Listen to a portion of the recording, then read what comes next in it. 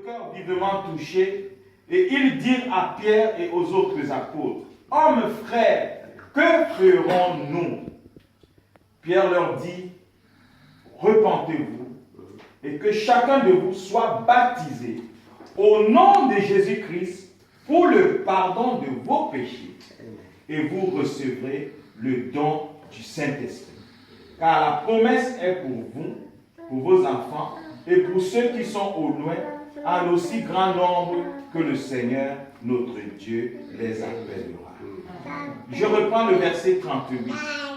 Pierre leur dit, « Repentez-vous, et que chacun de vous soit baptisé au nom de Jésus-Christ pour le pardon de vos péchés, et vous recevrez le don du Saint-Esprit, car la promesse est pour vous, pour vos enfants, et pour tous ceux qui sont au loin, en aussi grand nombre que le Seigneur, notre Dieu, les appellera. » Seigneur, ta parole avait promis que tu appelleras encore. Et ce matin, voici tes enfants qui se tiennent au pied de ta croix. Et tu les as appelés au Dieu Tout-Puissant, parce que l'écho de ta voix a résonné dans leur cœur. Voilà pourquoi, Seigneur, ils ont voulu prendre cet engagement. Parce que c'était l'exigence depuis le commencement. Et cette exigence est encore valable ce matin. Amen. Voilà pourquoi nous te prions, Seigneur, de bénir, ô Dieu Tout-Puissant, ces moments de partage autour de ta parole et le service qui s'en suivra. Accorde-nous grandement ta grâce et ta bénédiction, alors que nous te le demandons au nom de Jésus-Christ notre Dieu. Amen. Amen. Merci Seigneur. Vous vous asseoir. Donc, ici, il est question du baptême. Vous devez savoir que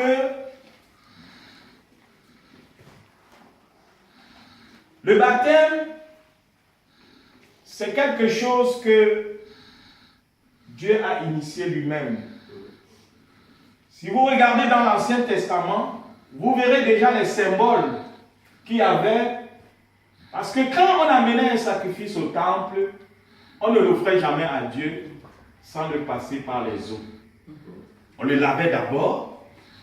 Quand tu amenais ton sacrifice à Dieu, ça devait d'abord passer par la cuve.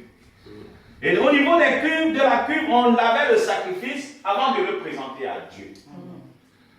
Voilà pourquoi, même Jésus-Christ, qui était Dieu dans la chair humaine, lorsqu'il est venu, il était venu pour un but, parce que Jésus devait être sacrifié.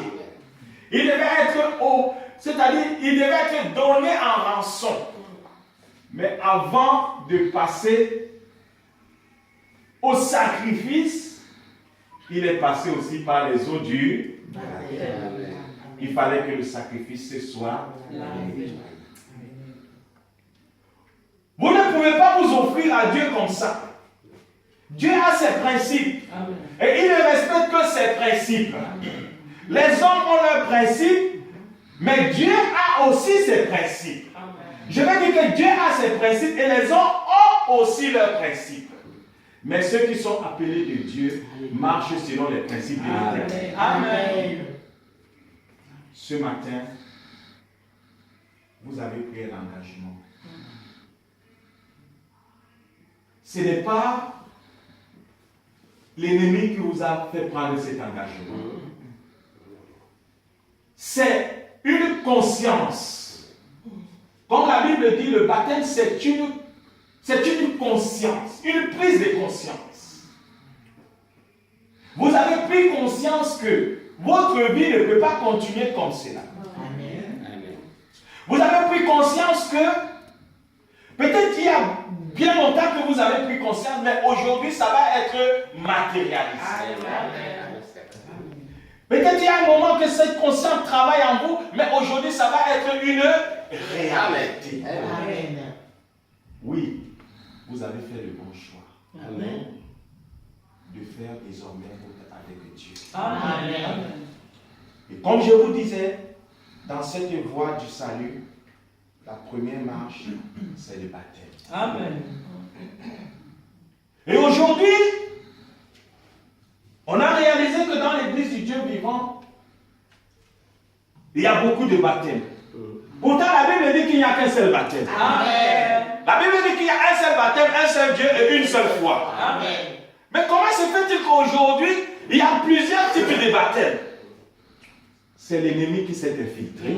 C'est ça. Et quand l'ennemi vient s'infiltrer, il amène les gens à faire le contraire de ce que Dieu a demandé. Voilà. Et à partir de ce moment, même s'ils font la chose, ils le font de manière fausse. C'est vrai. Voilà pourquoi Dieu a lui-même établi les apôtres. Amen. Il leur a donné la commission.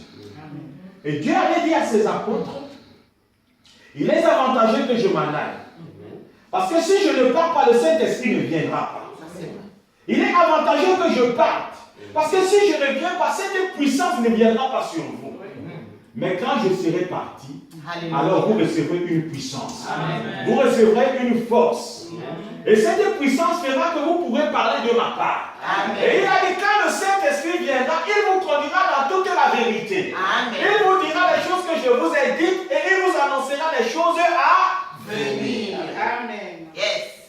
Le Saint-Esprit, c'est lui qui conduit les gens au véritable baptême. Amen.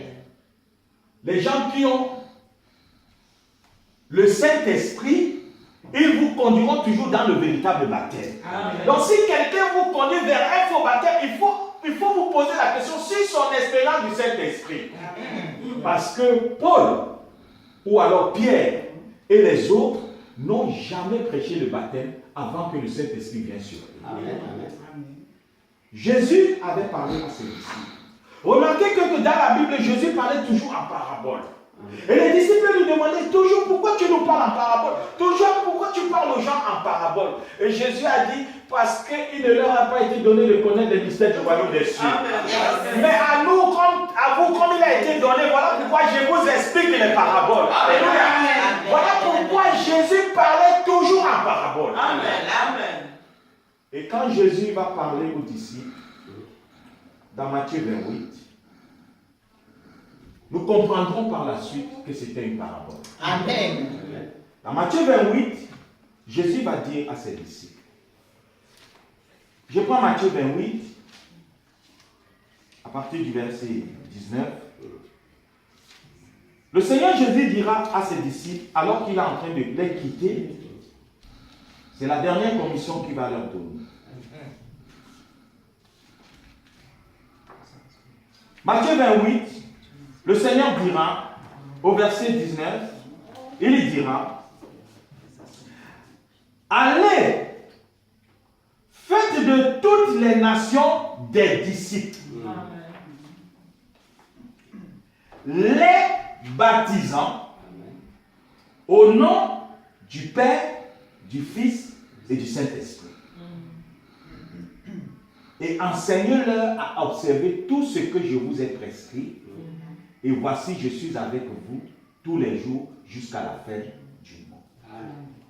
Jésus dit, allez baptiser au nom du Père, Fils et Saint-Esprit. Ça, c'est ce que Jésus a dit aux apôtres. Amen. Il leur a laissé ça. Et entre-temps, il va dire aux apôtres, n'allez pas encore prêcher, attendez que le Saint-Esprit vienne à vous. Et pour le moment, ce que vous devez faire, allez attendre que la promesse du Saint-Esprit s'accomplisse. La Bible nous dit que les disciples sont entrés dans la chambre haute. Ils sont montés dans la chambre haute, restant là-bas dans les prières, dans les jeûnes, dans les supplications. Et 10 jours après cela, le Saint-Esprit est descendu sur les apôtres. Et quand le Saint-Esprit est descendu sur les apôtres, c'est là où Pierre a fait ce discours que je vous ai lu dans Acte 2. Pierre a fait un discours. Il a parlé aux Israélites. Il leur a dit que mais le monsieur que vous avez tué, c'était réellement votre Messie. C'était votre Dieu. Mais vous l'avez mis au banc des accusés. Vous l'avez traité moins que les brigands. Vous l'avez tué. Mais sachez que c'était votre Seigneur. C'était votre Messie. Et il a parlé brillamment au point que ces Israélites-là ont eu les cœurs touchés. Amen. Et quand ils ont eu les cœurs vivement touchés, ils ont dit à Pierre et aux autres apôtres, mais qu'est-ce que nous devons faire? Maintenant que nous avons fait cela, que devons-nous faire? Alors Pierre leur dit, repentez-vous. Amen. Et soyez baptisés au nom du Seigneur Jésus-Christ. Amen. Saint-Esprit avait révélé aux apôtres quel est le nom du Père, du Fils et du Saint-Esprit. Amen. Parce que le Père, ce n'est pas un nom. Fils aussi, ce n'est pas un nom. Saint-Esprit, ce n'est pas un nom. Mais quel est le nom qui est attaché au Père, au Fils, au Saint-Esprit? C'est là où le Saint-Esprit va révéler aux apôtres que le nom là, c'est le Seigneur Jésus-Christ. Voilà pourquoi tous les baptêmes qui ont été faits dans la Bible, quand vous regardez, ils ont été faits dans le nom du Seigneur Jésus-Christ. Amen. Pourquoi? Parce que quand Jésus a parlé en parabole, le Saint-Esprit devait venir leur expliquer la parabole. Le Père, le Fils, le Saint-Esprit, ce n'est pas trois dieux. Non. C'est un seul Dieu qui s'est manifesté de trois manières différentes. Amen. Amen. Et ce Dieu-là, il n'est que l'unique personne. Son nom est Jésus-Christ. Amen.